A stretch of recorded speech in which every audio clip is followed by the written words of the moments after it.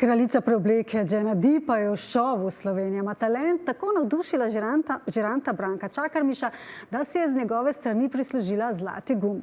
Na Valentinov vikend je v družbi številnih nastopajočih v ljubljanski festivalni dvorani priredila šov, večer bleščic, humorja in topline.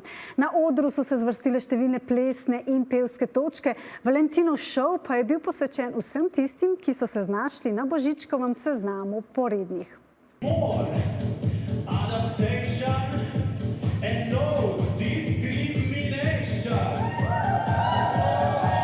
Razbijanje stereotipov je eden od ciljev ustvarjanja umetnikov žanra kraljic preoblek.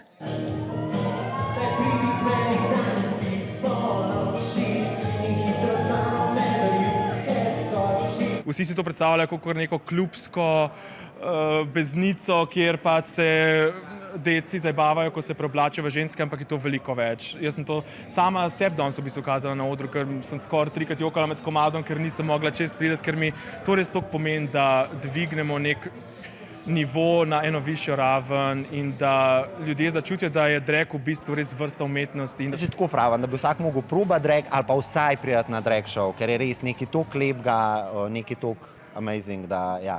Sploh pa na najin drag. Ja, na najin, tako, na najin.